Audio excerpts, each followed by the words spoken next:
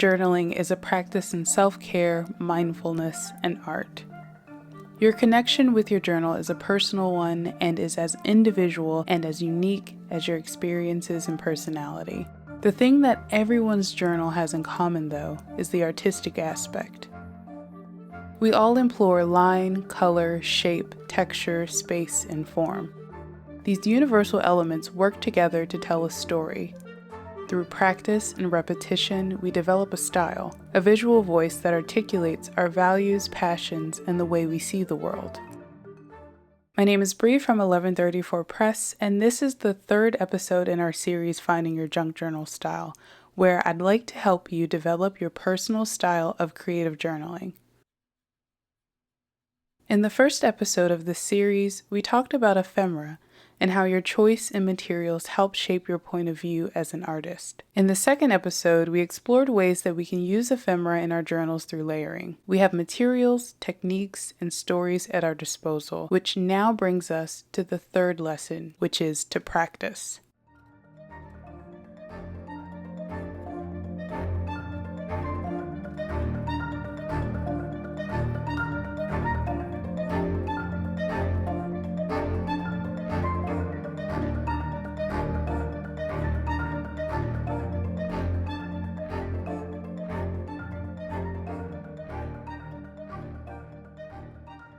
When I hear the word practice, I think about hot summers on the softball field, running plays against my teammates, pushing one another to get better through slight shifts in the way we held our bats or positioned our hips. We'd share the things we were great at, tried mimicking best practices and techniques, and found ways to personalize those skills that suited our body's abilities. We practiced with the purpose to beat the rivaling team that we were scheduled to play against in the following week. We practiced with a goal to win. In that context, practice makes sense.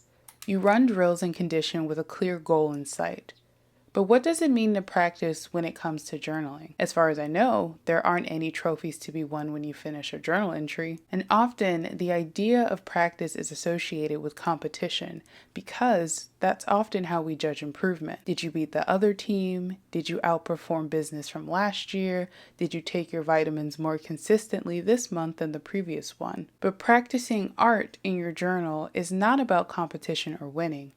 It's about falling deeper in love with an idea, a story, a material, or technique. It's about strengthening that joy muscle and exploring the different ways that you can use it to articulate a passion. For example, my latest obsession has been about layouts and exploring different ways to organize information on the page. As you see here in the video, I'm journaling in my traveler's notebook to try out different ideas and repeating the ones that I love and enjoy. From this practice, sometimes intentional, but oftentimes not, I will come to a style that resonates with me. And as time goes on, I may abandon it or it may be refined. Regardless of what comes of it, what's the most important is that I took the time out of the day to do the thing that I love.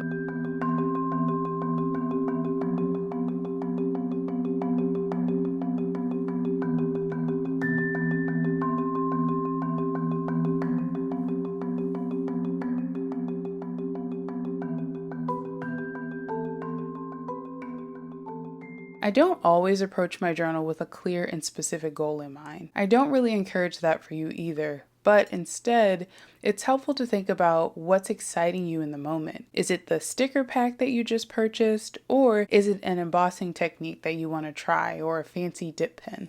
Journal artists are introspective and observational people. While those traits make our work interesting, it can also cause us to overthink our next move. If you found yourself paralyzed at your desk with all your materials strewn about, then maybe that's the thing you can practice. Practice artistic freedom without caring about the outcome of your page. Try being present and start tearing and gluing until your heart's content. Now, if you don't have a problem with getting started, I think it's worthwhile to see how deep and strange you can go with an idea. This is where innovation and new discoveries happen within your work. We can apply this idea to the visual art that we create in our journals, but this practice can also be applied to the subjects that you write about.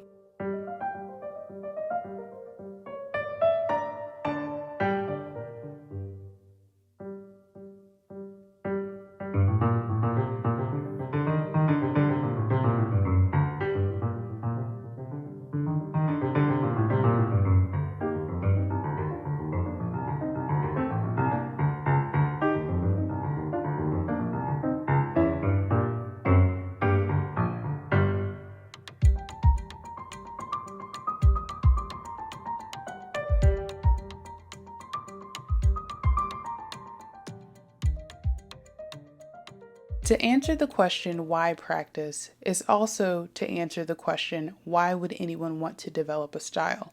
It's important to have a point of view. To have a point of view is a marker of ownership and autonomy. The creative journal is a tool to help you express your passions and values.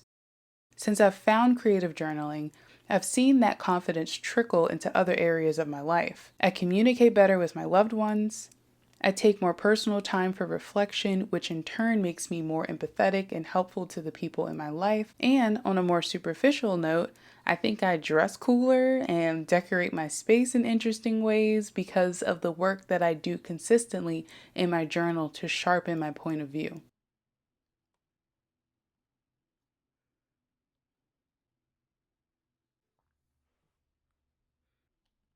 So, with all that said, I hope you enjoyed this mini series of finding your junk journal style. I may return to it here and there, but alas, I want to move on to some longer form projects. Doing a deep dive into a creative obsession. Check out the description box to join our Facebook group. I really want to see what you've got going on your craft desk.